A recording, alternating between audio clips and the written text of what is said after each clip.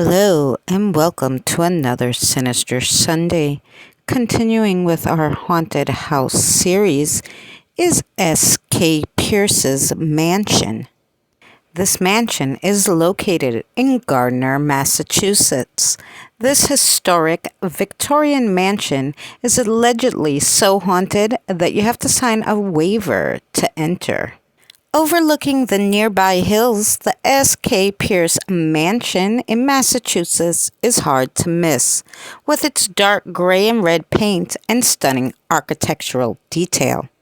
Salvador Pierce just started making his fortune in the furniture business when he built this home for himself, his son, and his wife Susan.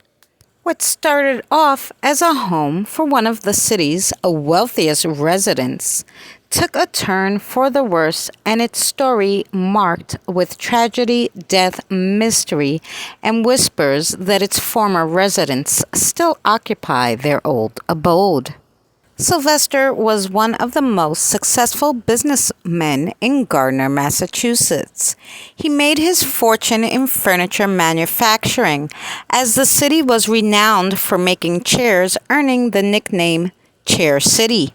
Pierce brought his own factory at age 25, and at age 53 decided to build a home befitting his public stature directly across the street.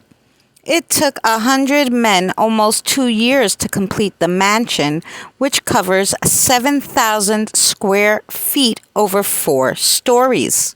Inside, there are 10 bedrooms, 3 bathrooms, and 11-foot ceilings, with ornate woodwork and marble fireplaces throughout. A tunnel also exists in the basement that directly connects to the Pierce's factory.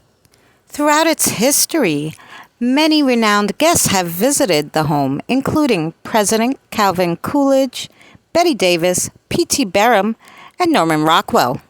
Pierce and his family had big dreams for the mansion, but tragedy struck when his wife Susan succumbed to a bacterial illness just weeks after moving in. After a year of mourning, he married a woman 30 years his junior. Pierce and his second wife then had 2 more sons. Pierce himself passed away in 1888, and then after his second wife died, the family's 3 sons beckoned over ownership of the home and the business. The Great Depression swept in and made their choice easier since the company basically went bankrupt. The younger son, Edward, was given control of the home, and he turned it into a boarding house. It became a hotspot for illicit activities, including the murders and sudden tragic deaths of several occupants, according to the locals. As a result of these violent ends, guests have reported every kind of haunting imaginable, from visions of apparitions to flying objects, disembodied sounds, pressure, temperature drops, and more. During this time, there was also rumors that in the house, drinking, gambling, and prostitution, and even murder began to haunt the house. A young sex worker was allegedly strangled in one of the bedrooms. There's also rumors that an immigrant named Eno burned to death in his room in 1963, and a young boy that may have drowned in the basement. In 2009, Edwin and his wife Lillian purchased the home and moved in unaware of its true history. Shortly after, they began hearing disembodied voices and seeing apparitions. Perhaps the most disturbing is that they discovered female pelvic bones buried in the basement. After 2 years of increasingly intense experiences, the couple moved out abruptly. The home was purchased again in 2015 and restored to its original condition, with tours being offered.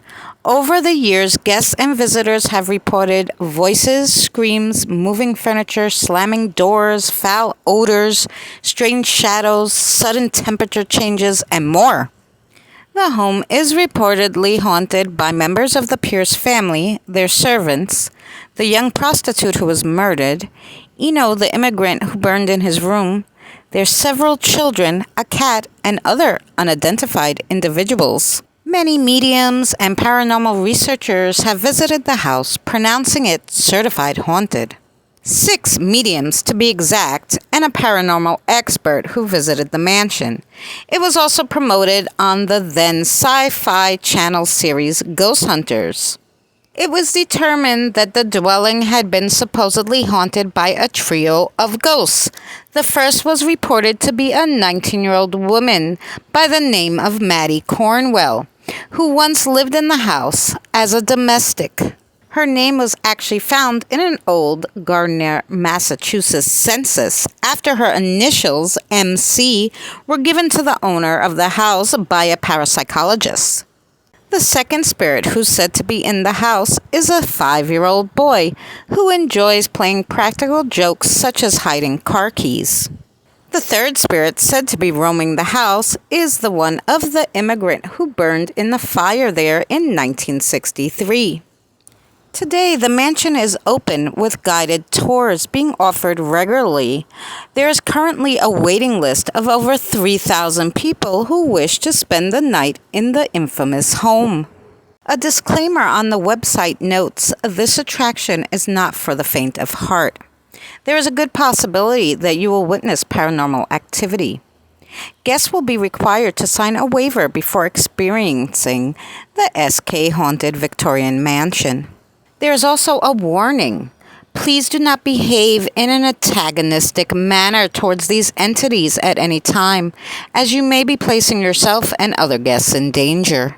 The mansion is elegant, commanding, and forbidding, with history seeping in every corner, complemented with Masonic symbols, old artifacts, and gloomy ambience. Disconcerting dolls scattered throughout seem to follow you with their eyes. If you are brave enough to step into the mansion to see if spirits still walk amongst us, the S.K. Pierce Mansion is waiting for you. Thank you so much for joining us on another Sinister Sunday. Check the Sinister Sunday playlist for more content like this. I hope you're enjoying this mini haunted house series. We'll see you next week.